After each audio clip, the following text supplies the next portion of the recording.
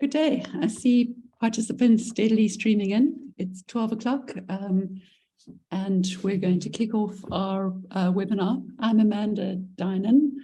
I'm a technical project manager at South North, and I've been heading up the technical delivery and project management of the Sustainable Manufacturing and Environmental Pollution Program. Welcome to our session today. The purpose of our session is really to share information about our recent call for concepts, which we launched last week. It's the opportunity to post questions and for us to understand the types of questions that are coming forward, and in turn to put further communication out so that we get calls for concepts that speak to the definition of what we're asking for, and that there's a good flow of communication. I'm going to be just talking a little bit briefly about the SMEP program, and then I'm going to be handing over to our colleagues in Nairobi from Open Capital Advisors to give more context on the call. Once Open Capital Advisors have talked through some of the context and information, there'll be opportunity for questions and answers. We will be answering those questions in typing while the webinar takes place. But following the presentation as well, we'll talk through some of the questions. We'll share additional explanations around some of the questions that arise. If there are questions that are posted where you share the concern, you have the same question, please upvote those questions. You'll see there's a little facility to like a question, and those questions will then surface to the top, and it gives us the opportunity to pull those questions together and talk through the information following the presentations. As I mentioned, I'll be giving an overview of the SMEP program, and then we'll be getting into some of the detail and a Q&A session. Next slide, please.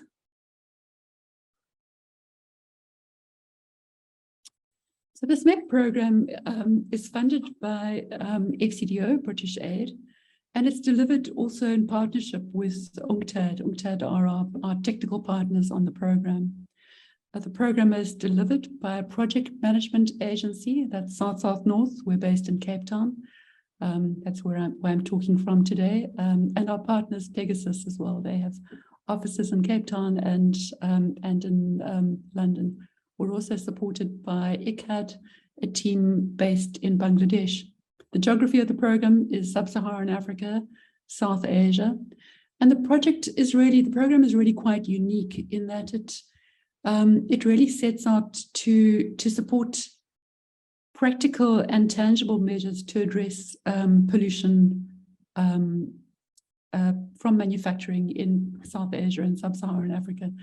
So where it talks of evidence and it talks of research, it's very much around practical evidence, practical research.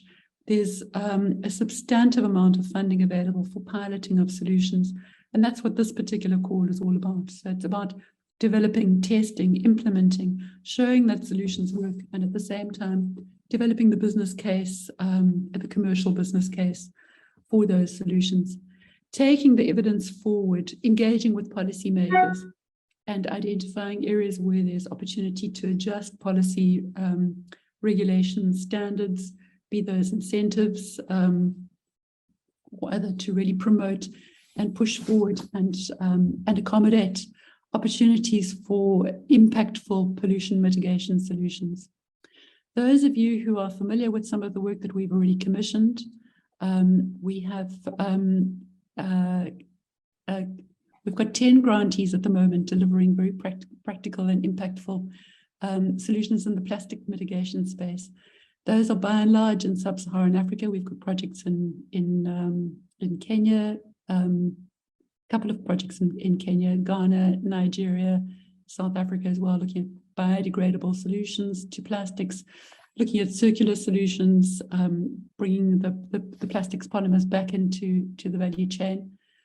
And yeah, they're really showing a very strong feasibility, a potential for a long-term commercial uptake and a significant role in the plastics value chain. Currently, we have 3 procurements under preparation: the call at hand, which is launched last week, and refining terms of reference currently for textiles call, with a wide geography, the South Asia, Sub-Saharan Africa, looking also to include countries such as Bangladesh, Pakistan, and the tannery sector as well, again, relevant for Sub-Saharan Africa and South Asian countries as well. Next slide, please, Basil.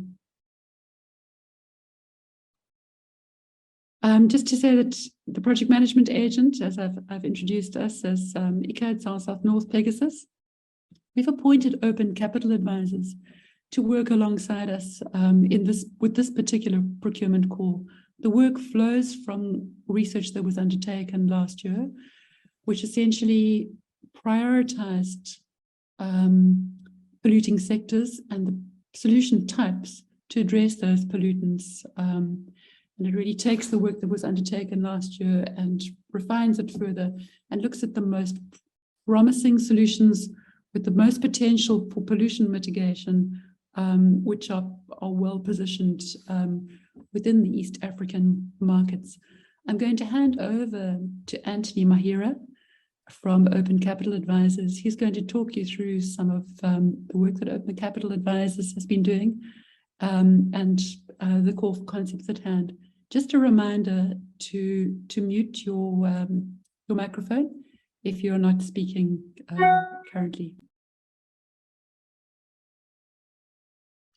Fantastic. Thank you, Amanda, and really appreciate it. So as Amanda has mentioned, as Open Capital, we're a management consulting and financial advisory firm based out of Nairobi, but with a fairly extensive track record of operating across Sub-Saharan Africa. As Amanda mentioned, building on previous work, and I'll touch on that later, we've been contracted by the SMEP PMA that Amanda referred to support the ongoing call for concepts process, as well as the subsequent request for proposal stage. And this will really comprise the primary components of this procurement call. I'll touch on that later, but more specifically, what our specific guidance will focus on providing guidance on the process, facilitating introductions of suitable local partners, and we will then later support shortlisted applicants in the development of detailed proposals. The core team from Open Capital will comprise myself, as well as my colleagues, Alex Burtenshaw, as well as Basil Kandai, who are on the call.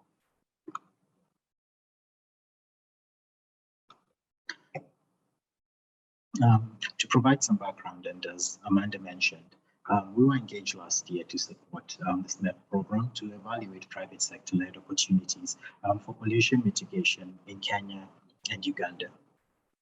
The end result was that we identified over 50 solutions with the potential to effectively mitigate emissions and pollutants, before then evaluating these solutions against an agreed framework to prioritize the solutions. Having completed this evaluation, we proceeded to identify barriers that hinder the adoption and scalability of these solutions within the Kenyan and Ugandan contexts, before then proposing interventions that could overcome the identified financial and technical barriers. This work, therefore, has informed SMEP's decision to sort of proceed to the development of this procurement call with an emphasis on concepts that reduce both industrial pollution and greenhouse emissions within the manufacturing sector. I think to better contextualize the economic backdrop against which this work is taking place, it's important to note that rising consumer demand has catalyzed investment into domestic food and beverage production in the East African region. This has largely been informed by demographic shifts characterized by both population growth as well as urbanization. And these trends have underpinned growth of the food and beverage subsectors in each of these countries. I think relevant metrics here illustrating this, underpinning this is growing disposable income, especially as illustrated by GDP per capita metrics. And what that has done is driven growth into not just the F&B sector, but most evidently in select value chains, especially meat and dairy. This projected growth within manufacturing is projected to result in the increase of increased production of organic waste from these manufacturing processes. With this waste primarily comprising food bits, blood, fat, skins, bone pulp, and so on. With this increased discharge directly into the environment, projected to result in detrimental health and environmental outcomes if left unchecked. And so this really does show that this call for concept really targeted at the piloting of solutions that contribute to reducing or eliminating pollution from the manufacturing sector in Kenya and Uganda does come at a really opportune time.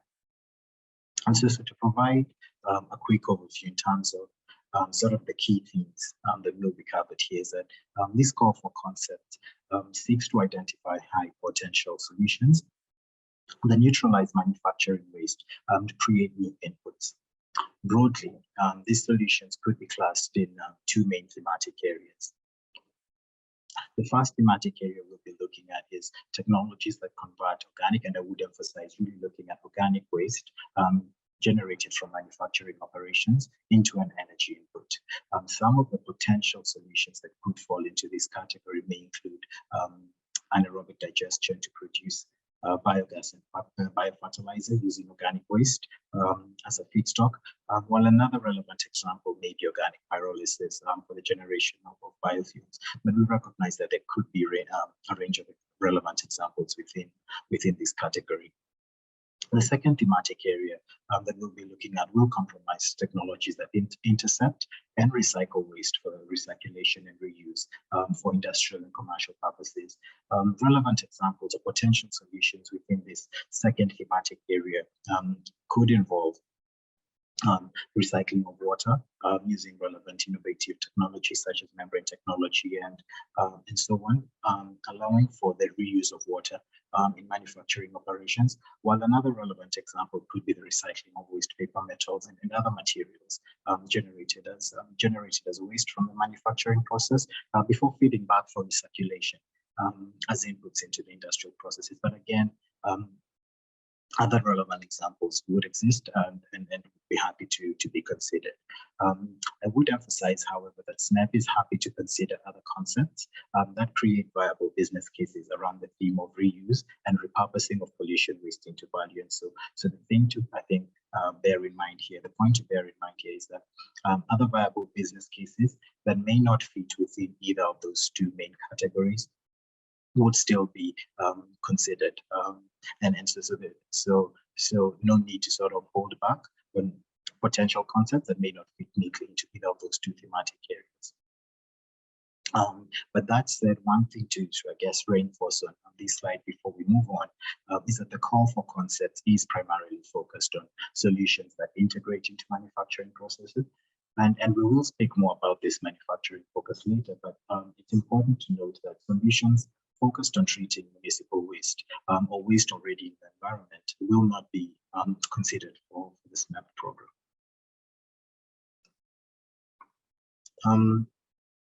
And so to provide an overview of the procurement call, as you can see in front of you, this is anticipated to take the form of a two-stage process comprising the call for concepts that opened last week, and this will then be followed by the request for proposal stage.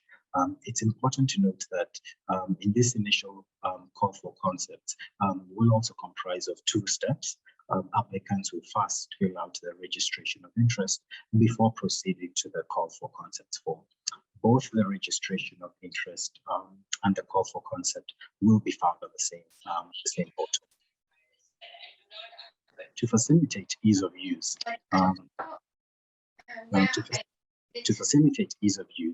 the call for concepts form has been simplified and focuses on the following key areas. In the first instance, an overview of the applicant's governance and track record, primarily comprising descriptions of primary activities, team member qualifications, and so on. What the form then seeks to do is help applicants look at the concept overview and broader alignment to the SMEP program.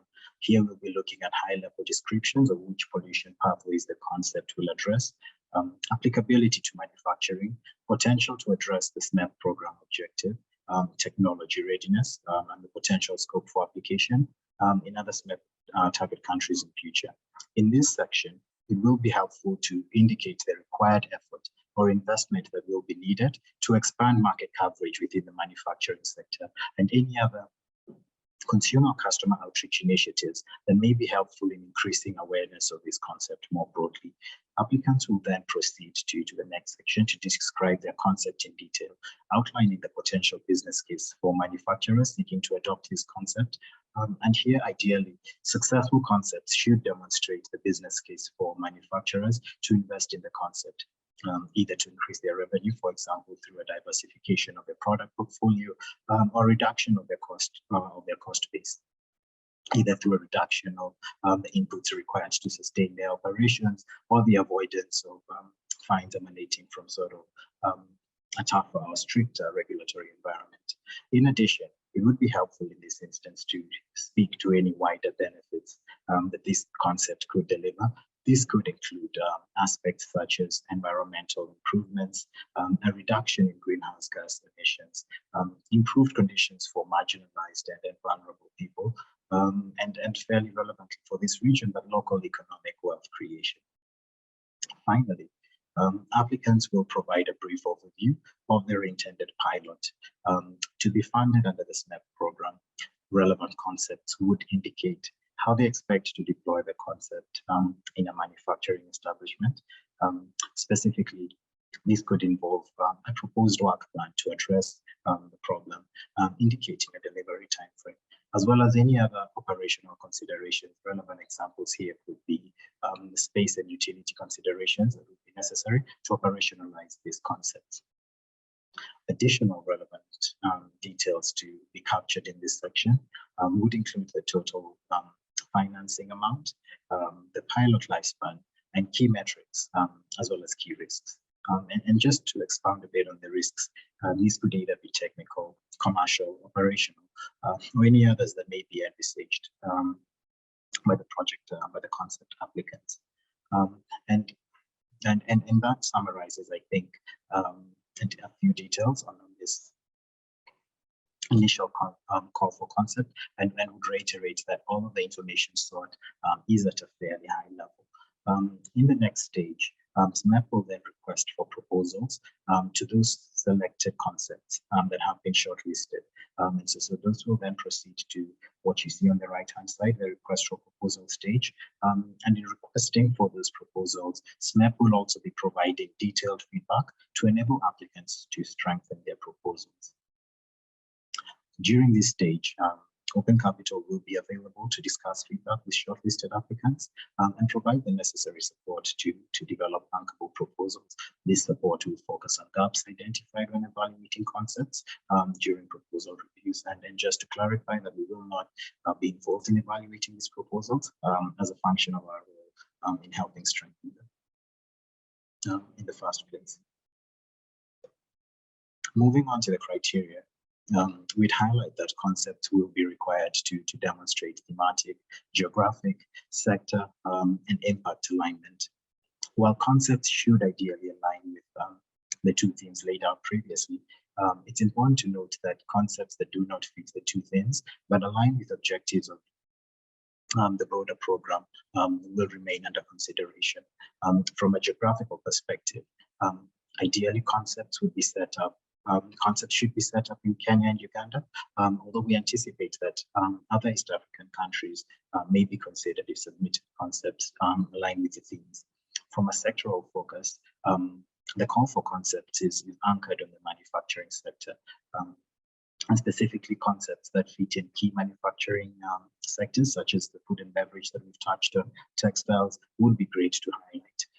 In addition, concepts should be seeking to demonstrate social and environmental benefits, in particular, outlining contribution to reduction in the emission of greenhouse gases would be fantastic to highlight.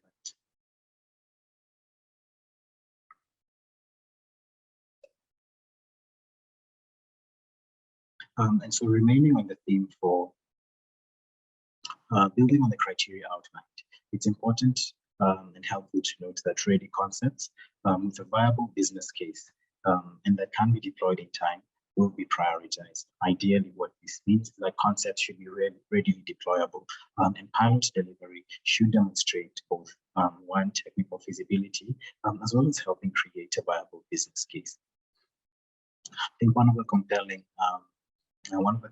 characteristics of the SMEP program is the flexibility offered at this stage, in that concepts may bring together industry actors, either as individuals, and it's a question we're happy to field later, or in a consortium. And to facilitate this, the voluntary collaboration tool that will be part of the submission portal can help connect interested parties that are sort of interested in seeking out these partnerships to sort of then strengthen the quality of their submissions. And ultimately, I guess, and the successful pilots are anticipated to receive in the range of 250,000 up to £1 million, with once again a significant amount of flexibility offered under the SMEP program, given that these funds could be utilized for a range of purposes. These could span capital expenditures, operating expenses, and any other costs that could be added to the success of the selected pilots. This flexibility is a common theme of the program, and I think makes for a fairly compelling opportunity in that these pilots, the flexibility extends to the timelines offered, with pilots sort of having an implementation period of approximately 18 up to 36 months from the final contracting date. In this instance, we then sort of step back and look at the timeline. And as you can see, there will be key intermediary steps in between the applications and the successful funding. The call for concepts, as I've mentioned, that opened last week, Monday, so on the 18th of July. This is projected to close on the 8th of September, and so 7 weeks to go. And that applicants then do have sort of a fair window to begin submitting their applications. The preparation of detailed proposals will commence in October. At this point, the decisions will have been communicated with regards to who's been shortlisted to the RFP stage. And the objective is, once the proposal development begins in October, final proposals will be submitted to SMEP in either November or December of 2022, to then allow for the selection of the top 3 to 6 pilots in February of 2023, with contracting anticipated to commence more or less immediately in March of 2023, before paving way for the rollout of the pilots in April. And so I think if you sort of then recap this, is the key dates to think about here would be July. We started this, the call for concept opened in July, will close in September, and at the RFP stage should begin in October, with a view to final proposal being submitted this calendar year, and finally, ultimately, contracting in Q1 of next year, with pilot rollout beginning and fund disbursement tentatively slated for Q2 of the 2023 calendar year. And so helpful to pause and just quickly recap, just given the, I think, volume of detail that's been shared. Starting off, applicants would be well advised to begin by completing the registration of interest. And what this will do is activate access to the submissions portal. In the second stage, there will be the review of the document pack. And what this document pack primarily refers to is 2 sets of documents that will be helpful for applicants to familiarize themselves with, especially sort of in the first instance. There's what's called Set A, which will comprise the brochure, as well as the SCDO supplier code of conduct, and this will need to be reviewed before completing the call for concepts form. And then in the second instance, familiarize yourself sort of with the other documents that may be required to complete and sort of operate within the parameters that should you get approved for the next stage. Just to touch briefly, this will comprise the Model Grants Framework Agreement, the Supply Operations Management Manual, as well as the templates and other sample documents. We will be providing clarifications and support through the form of the webinar, similar to this one we're attending, with, as Amanda mentioned, recordings of these webinars being made available. And then ultimately, it will be helpful for applicants to then submit, indicate their intention to submit their applications through the submission portals before completing and submission of the call for concepts form through that same portal. This touches briefly on some of the criteria that will, and I think helpful to sort of note that concepts will be evaluated across various metrics before advancing to the proposal stage. I think I touched on most of them briefly, but in the first instance, governance and maturity, basically assessing the relevance of the organization to the consortium, or to the concept, including primary activities, turnover, and so on. And then looking at concept alignment, to SMEP, and evaluating the alignment to SMEP's objectives. Concept viability, as you can tell, is a fairly key component, and then the viability of the business case from a manufacturer perspective, as well as whether it can be readily applied in other target geographies. Another key criteria you see that we will also be evaluating the proposed social and environmental impact of implementing this solution, especially the promotion of consumer and labor safety, as well as the reduction of greenhouse gas emissions, before finally thinking about the funding required and time to set up the pilot in broadly evaluating the ease of pilot implementation. And so that, I think, sort of concludes the formal part, formal component of the presentation, and we will be checking with Carl to take over the Q&A. Great, thank you very much. I see there are already some questions in the chat. Question from Dennis and from Frank. Anybody else who would like to pose a question, you're welcome to do so in the chat, and we'll hand it around and deal with it in the team, or if it's a simple question, we can just give a simple answer in the chat space. I think one of the areas where we're hopefully the documentation is very clear, and when you go through it, it will be easy to interpret whether your particular idea or concept is properly on the money. You'll see that we've spoken about that concepts that are not specifically aligned to the themes, but which deal with some of the, or meet some of the objectives as spelled out there, would also be considered.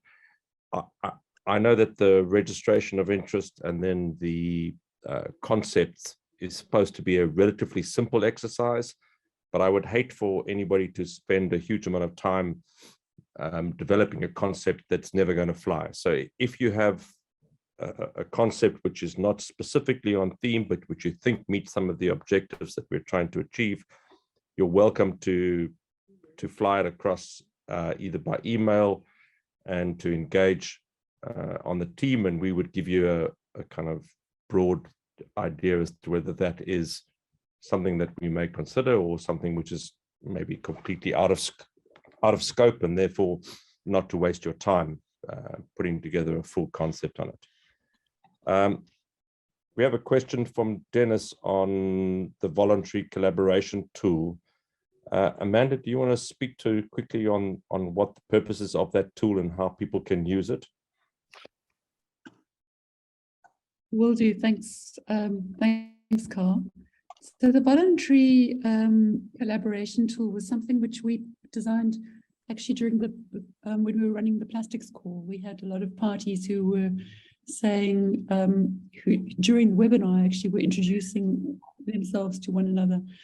And so we thought, well, hang on, let's maybe create a tool where we can kind of formalize introductions. So it's been provided really as a service for if you're open to collaboration, register your details. Not a lot of information. It's really up to you to then pick up the discussion, but there's a means to get in touch with each other. So it's been provided as a service. And the question is the tool only available if you're applying as a consortium? So it then made me wonder, if you're considering applying outside of a consortium, just be aware that we anticipate that there are a number of role players in this particular piloting, most specifically the solution provider and the manufacturer.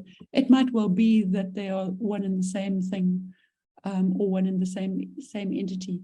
So the call has been designed with an idea that there will be a partnership or a consortium in mind, but it is possible that all concepts won't require a collaboration as well.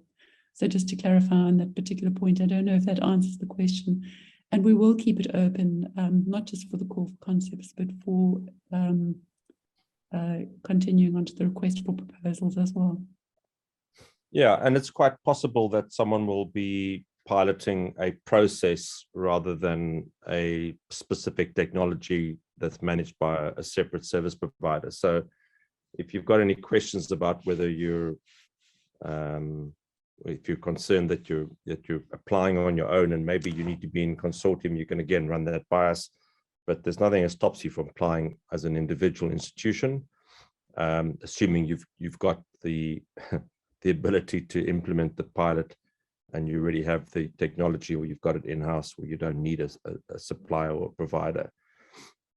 There's another question about, or two questions in fact, about existing projects. So I think the short answer is yes, that we would encourage, we want to see things moving to market as quickly as possible. So we know that you're not starting with a, in some laboratory, in some academic institution with a concept. Many of you would have been thinking about this for some time. Some of you may have experimented with a few and you now know exactly what you want to run with. So yes, an existing pilot, remembering that our funding is only going to come on stream, contracting early next year, money flowing in April. So that might, impact upon what it is that you're currently doing. We'd be interested to hear if you have co-finance. So if you're investing or have already invested something in a process and you need additional support to carry it through or carry it on, that's I think an asset for us and for FCDOs. So absolutely. The short answer to your question is yes. The long answer is keep a track of our time frames so that we don't, we're not out of sync with your implementation time frame, and our time frames might undermine what it is that you're trying to achieve. And then be very clear about what it is that you're financing or want to continue to finance or have already financed. It's an illustration of your maturity, the maturity of your technology. That you've got skin in the game is always going to be a good thing for us. I don't know if anybody else from the team, Anthony or Amanda or anybody else, wants to add anything on the existing work that someone might want us to add to.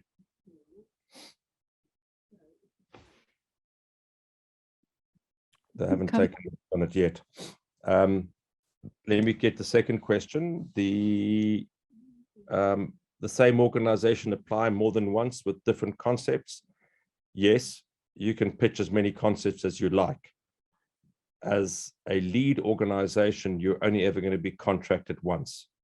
So pitch us your best idea. If you've got a second or a third concept that you'd like to put into the mix, it's possible that we would like your second or third concept more, but we're never going to contract all three of your concepts or even two of them. We're only ever going to contract one per institution, where that institution is the lead.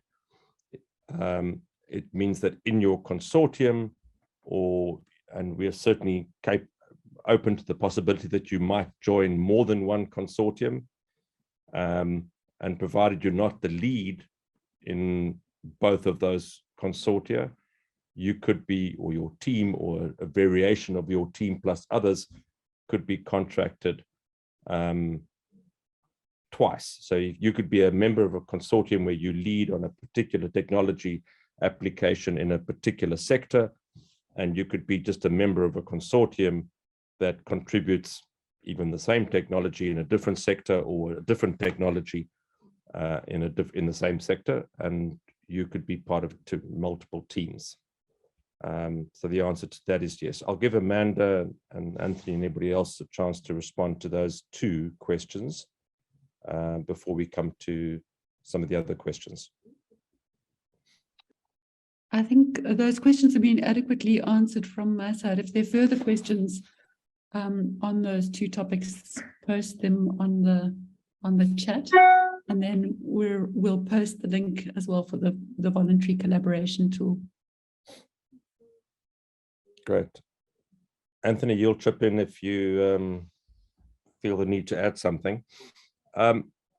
There's a question from Sarush on UK aid. So yeah, this is the bane of my life, Sarush, and has been one of SMEP's challenges through the difficulty of COVID and then the impact of Brexit. And this is donor money. So donors can change their mind. As at this point, we have a budget commitment for the current financial year, and we're waiting for confirmations of exact amounts of spend for the next financial year.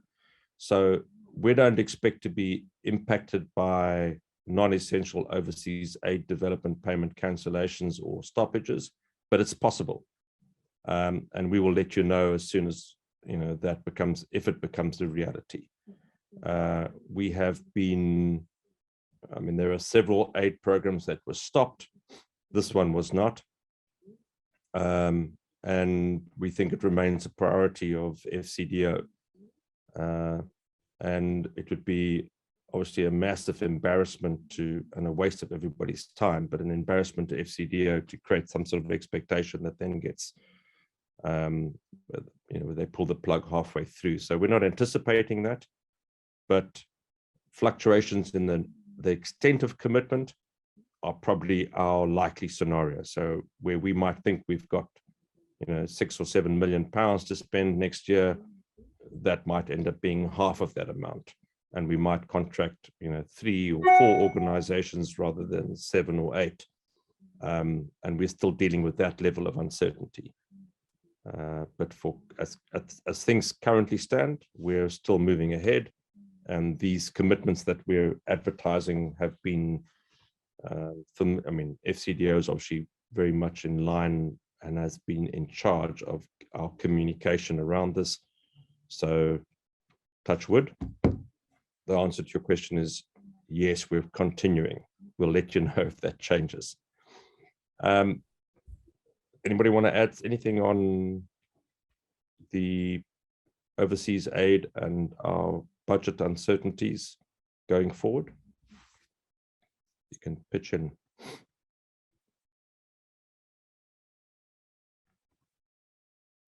Okay, so Diamant Kabashi, you have a question about intellectual property. So yeah, this is probably the trickiest area for any of our applicants, and it's an area that we want to engage on. So the principle here is that this is public money.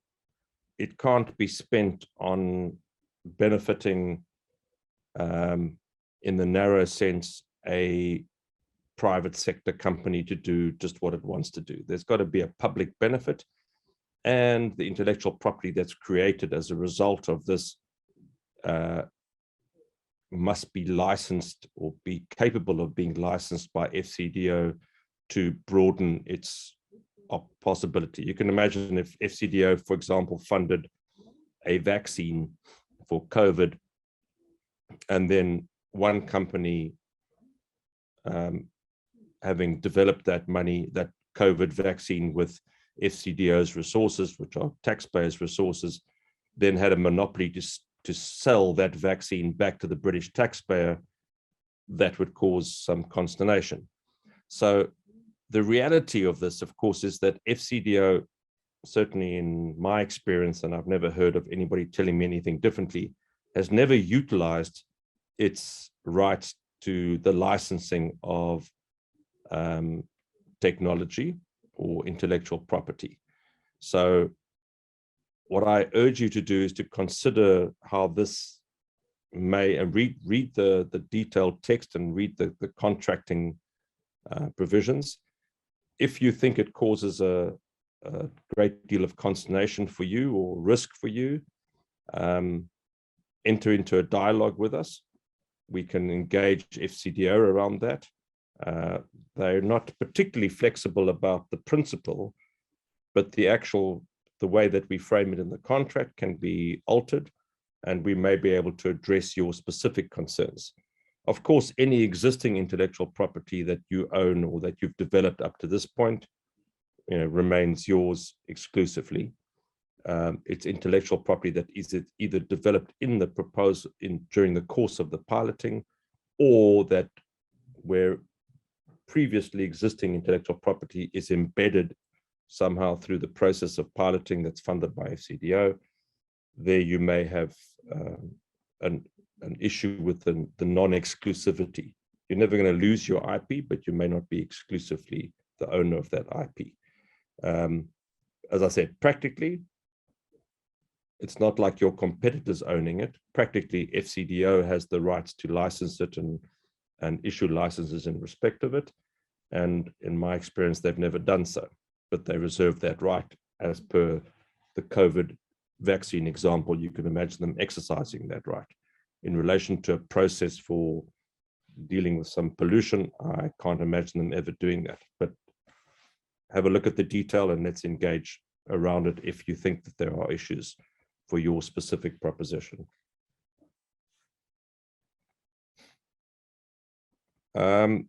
Amanda, or maybe Anthony, you can talk to this question from Richard Oruko on the work that OCA will do to help strengthen the proposal. Just from our side, we wanted to attract as much private sector participation as possible, and we wanted to make sure that the proposals were on point. So this is part of OCA's role, is to provide that support and to share with you background information that we have. Maybe, yeah, Anthony, maybe you should speak to it and how that will unfold. Yeah, thanks. Yeah, thank you, Carl. Yeah, and thanks. Thank you, Richard. Good question. And I think just to build off of Carl's point, our role sort of at this initial stage involves sort of supporting the call for concept process. And primarily the role we've been playing here is the dissemination of information.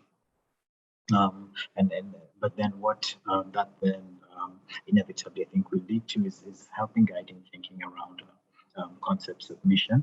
And then once sort of that's done for those shortlisted applicants, we will then be providing high-level input into a detailed proposal, really to help strengthen it and strengthen it ahead of final assessment and proposal. So reviewing sort of your detailed proposals and calling out sort of specific improvement areas that you could undertake to strengthen it ahead of final assessment and proposal.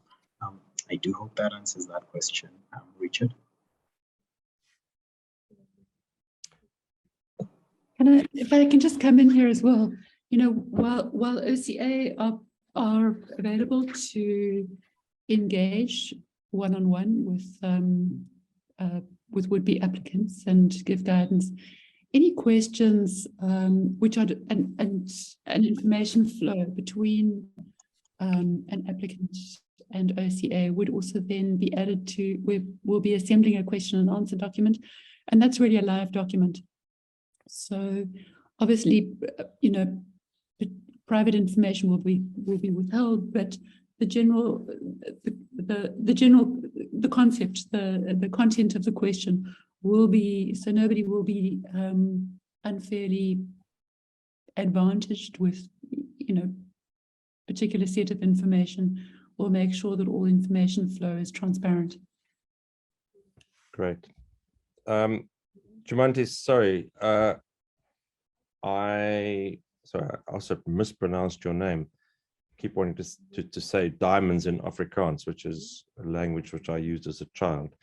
I'm not sure what your name means, but probably has nothing to do with diamonds. To answer your second question, so the way this program was initially conceptualized is out of the Research and Evidence Division of FCDO. So the idea was that there could be a piece of research being done in a laboratory somewhere which could slowly over time become commercialized. And they would then pilot it in a real life situation, and maybe over time there would be a proper business case being made for it. The constraints here are essentially time and delivery within the timeframes of the program. So we've been operating for 2 and a bit years. COVID restricted the rate at which we could spend. We would ideally have launched this call a year and a half ago and have 4 years of implementation. So you need to be able to show, even this is a scientific concept, you need to be able to show that there is a real potential for uptake. Specifically in this call, there are other calls that are more, research heavy, if you like, or what you've called, I think, from a scientific point of view. So if you're an inventor in a laboratory and you've got an idea, that this might not be the call for you unless you've got a very compelling argument, an uptake possibility with some private sector or other, doesn't necessarily have to be private sector, but some manufacturing partner, and you're pretty certain about the technology readiness of your research work that you've been doing. If it's basically blue sky thinking, you're going to struggle, I think, to convince us that we're going to get something out of this within the 36-month time frame. We're open to it, so make us an offer we can't refuse. But if you also want to have a conversation about that to give you a sense of whether such a concept might fly, willing to engage you on that. But we would have stipulated technology readiness level 7 to 11 or something, but we're not quite sure that we want to restrict it to on those technology readiness levels, but we want to see outcome. Anybody else want to add something there?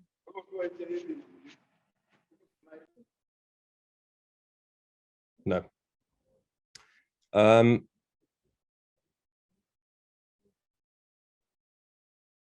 So again, Dijamant, your question about whether the application is open worldwide, yes. So the applicant doesn't have to be a Kenyan or Ugandan or East African company. However, the piloting work is expected to be done in East Africa. And the application obviously has to have relevance for the East Africa economy.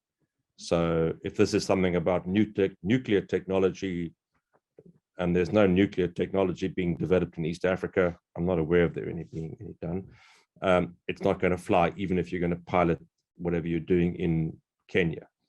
So any applicant from anywhere in the world, but be applicable to our sectors that we've identified in East Africa, and the actual physical piloting work to be done in East Africa. But you could well be a Danish technology provider with a fantastic concept that would work for the food and beverages industry in Uganda, and you can partner with the Ugandan institution, and you could be the lead applicant working with a Ugandan or Kenyan or elsewhere in East Africa. So Michael, your answer to your question is the same. Yes, you can be an institution in West Africa applying to work in East Africa.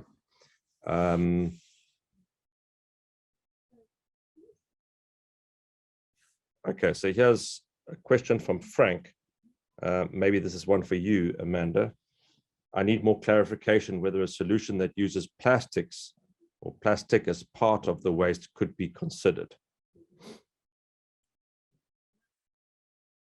Frank, I was just tapping a response. So the call, and I'd like Anthony to come in here as well. So the call is ready to address waste from the manufacturing process. So waste that arises from the manufacturing process. It might well be, and I'm struggling to think of an example, and I'm going to call on Anthony here, but it might well be that the solution could address plastic wastes at the same time. But it's essentially we're looking at addressing wastes arising as byproducts from the manufacturing process. Yeah, thanks, Amanda.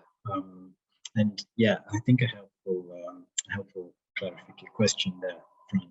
So the thinking here is sort of along the thematic areas we walked through, and there's sort of been an element of keeping away from plastic, just given the extensive work and sort of the some of the work that Amanda referenced at the beginning around some of the grantees already sort of working in that space. And so we wouldn't, I think, be focused on plastic as sort of the primary pollutant being mitigated against. And so plastic could be part of it, but I think, yeah, broadly, I think, agree with you, Amanda, on this one. Thanks. Pragnesh, your question about an idea that's already implemented in another company. So yes, so I mean, a lot of the technology transfer that we're thinking about, it might be that this is something that's done in India, but not yet done in East Africa. So we would bring in an existing technology from some other economy, and we would make it work in Kenya. And there's a whole bunch of questions about whether you could make it in Kenya, you know, what the different environment might lead to, or how it might need to be adapted. So we would pilot process as well as technology. It doesn't have to be a brand new technology. And it could even be a better use of an existing technology that's, you know, currently used in Kenya, but we're gonna reprocess it in a way which makes perfect sense and makes for a business model that actually works, because, you know, currently it's being applied in a way which we think is not at scale or not scalable. And we've got a particular idea which we're going to add technology that makes sense for scalability. So the answer to your question, Pragnesh, is yes. We would look at all of those.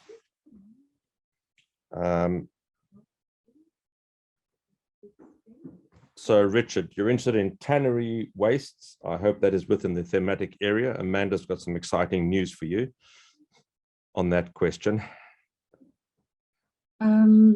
Thanks. I was also tapping a response. So tanneries, we will have a specialized call on tanneries following this one, but there is no reason, if your solution is within the theme of this call, but it is to be implemented in a tanneries facility, there is no reason why it wouldn't be considered for this particular call. In fact, textiles and tanneries are not excluded from this call, but what we would be looking for is solutions that fit within the themes that Anthony has so clearly described for us in his presentation.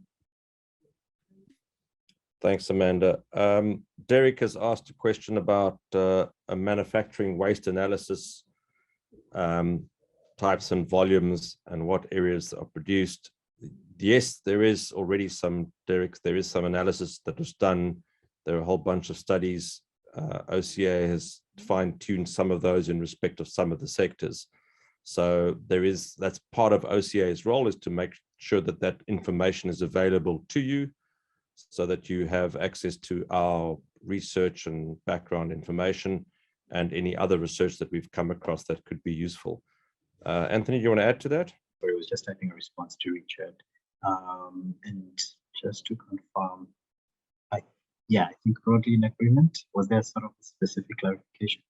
Yeah, so Derek would like to see some of our data, please, of analysis of which industries are providing, or are emitting what pollutants in what form.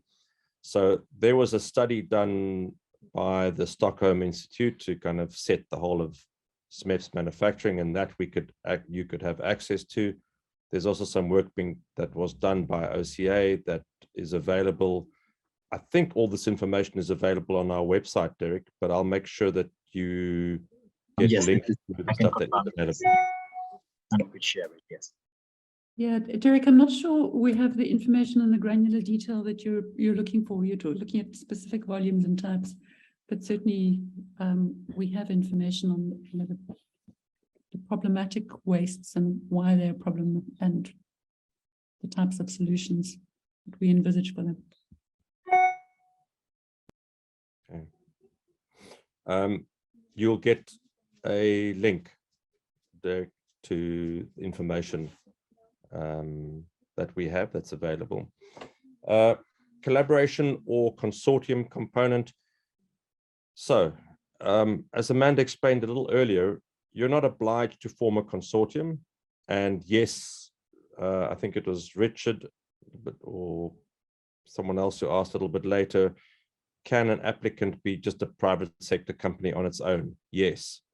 So any institution, any company, we're not imagining that individuals will be able to deliver on this, but maybe even an individual is not excluded from applying. We would want to see that you've got the ability to make this happen in a manufacturing sense in East Africa, and we anticipate that you're probably an incorporated entity. We're also anticipating that maybe you need some assistance from a university or research institution or from a technology provider in, as I said, Denmark or wherever else, who may be able to help you introduce a new technology or a new process engineer from some, process engineer who could be local or foreign. So the collaboration, the partnership or the consortium is really up to you based upon what's needed to deliver on the outcomes that you're promising. So, but if you can deliver those outcomes without any collaboration or without a consortium partner, and you can do them on your own as an individual or more likely a incorporated entity, yeah, you're absolutely welcome to apply on your own. Michael Kweku has a comment about, is liquid industrial waste included? I suspect that's a question for Anthony or Amanda. It's above my pay grade. I'm just a lawyer. I'll pass to Anthony. Yes. Yes, Michael. That fits sort of within the main thematic areas that we are considering. So yeah, I think the short answer to that is a yes. Okay, so we have a final question. Maybe we're running out of time. The tanneries call, do we have a time frame for that? Certainly in terms of contracting, Richard, would be in the same sort of time frame towards the first quarter of next year. In terms of the call, I imagine we're looking at the next 60 days or so, but Amanda, maybe I'm putting you under too much pressure. Within the next 60 days. There you go.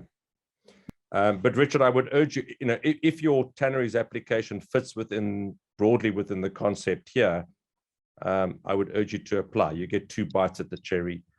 The tanneries sector is not excluded from this call, and maybe you can, pitch it within this call within the parameters that are set. If not, you're welcome to wait until we issue the tanneries.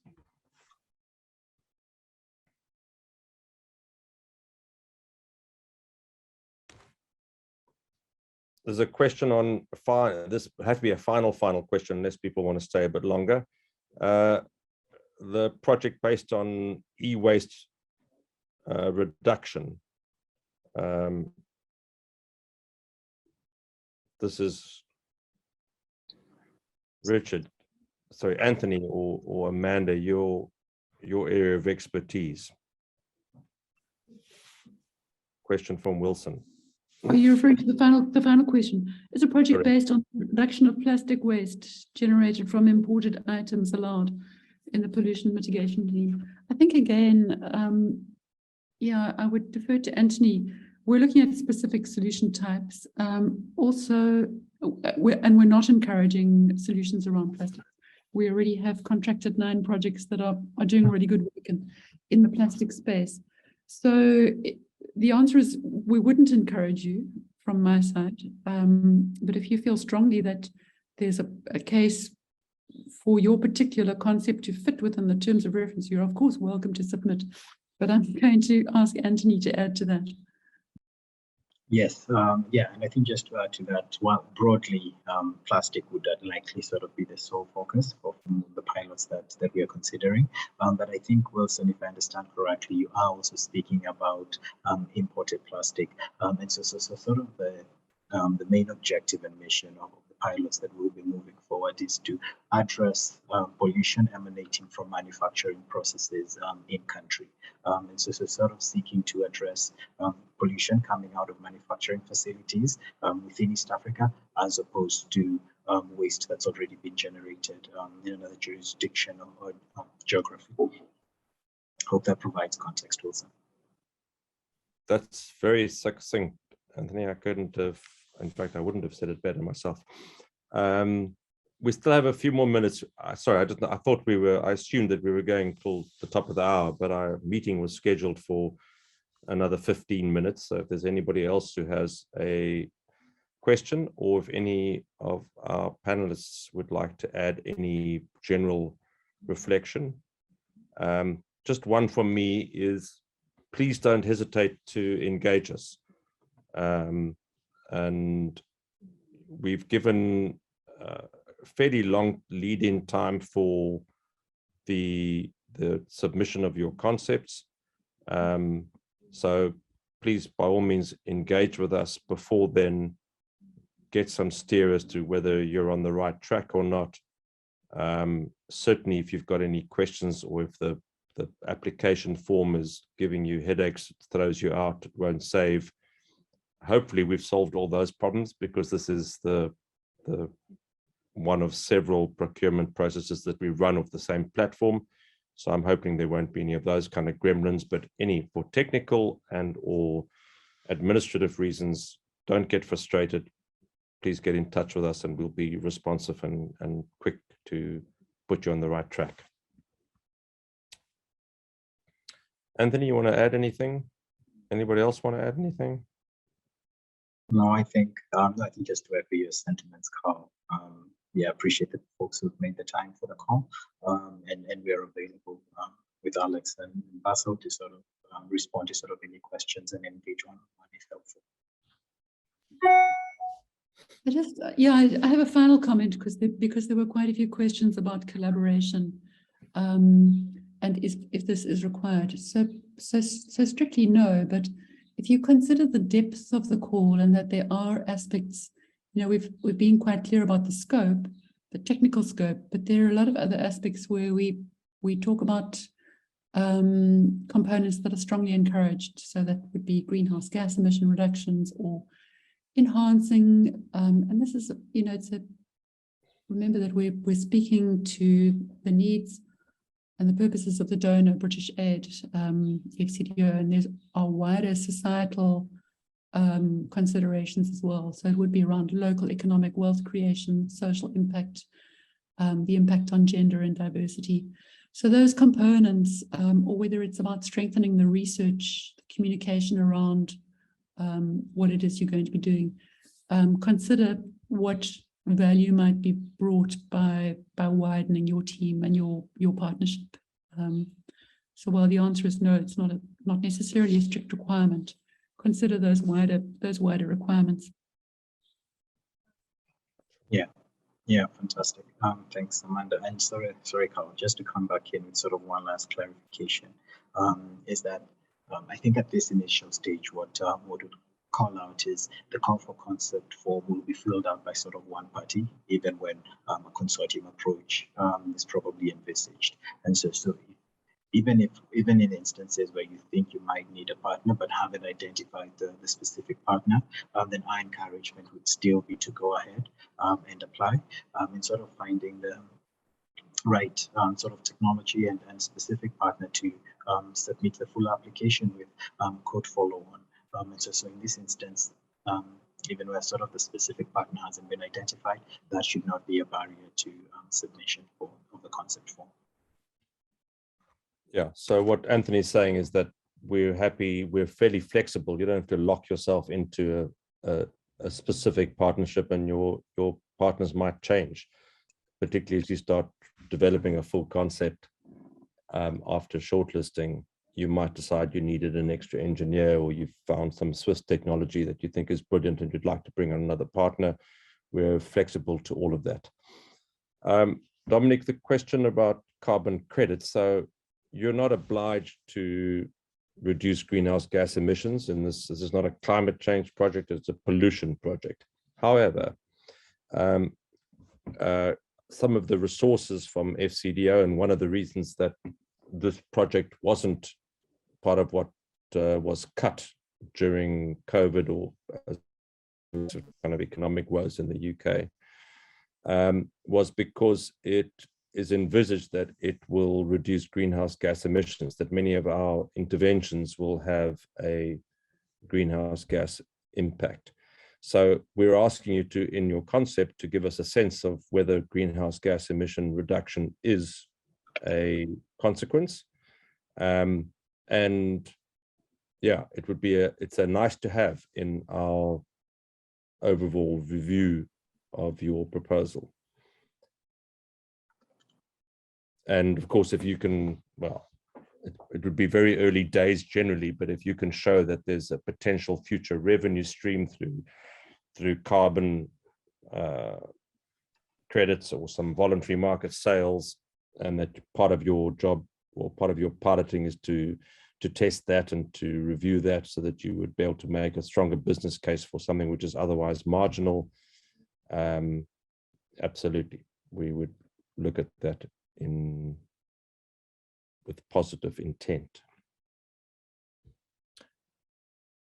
Great, now we are nearing the end. I'll give another 30 seconds for anybody to pose a question or put up their hand for a contribution from any of our panelists. So Michael, in some of the studies, you will see data on manufacturing pollution.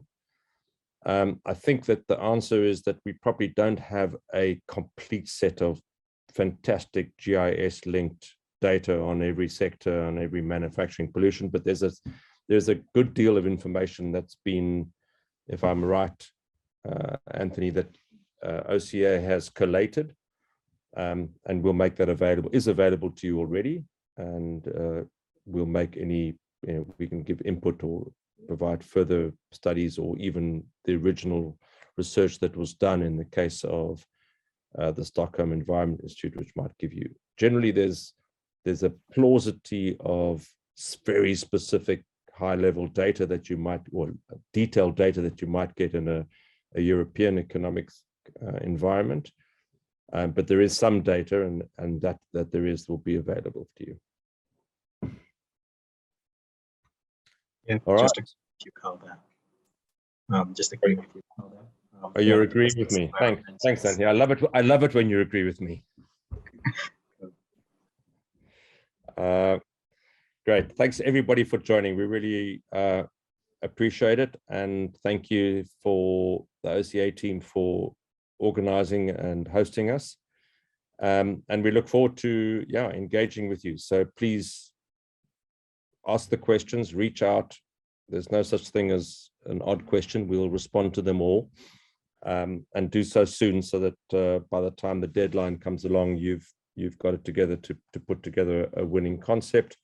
As I said, that the concept shouldn't be too burdensome. We want to do that so that we only involve you in a full production of a full proposal when your merits and your chances of success are greatly heightened, and you'll be competing amongst a very small group of competitors. Okay, so we will share more details and we will give you a heads up on the specific deadlines. I think your next deadline is when, Anthony? The 8th of September. Sorry, just repeat that. I think I was talking over you. Yeah, no worries. The 8th of September is when the call for concept will close. Okay. Good. Thank you very much. Yeah. Fantastic. Thank you. Amanda's now introducing me, I see. Who the hell am I? Yes, of course. Apologies for that. Thanks all. We make all sorts of assumptions that people just know who we are. But anyway, the important people here are Amanda and Anthony and the team at OCA. You will not have much interaction with me until we come to arm wrestle about your contracts. So I'm the lawyer in this team, not the pollution expert. So you've got fantastic skills and abilities of people who can interact with you around your concepts. And yeah, please reach out to them and utilize their abilities and their guidance. Great. Thank you, everybody. Thank you, everyone.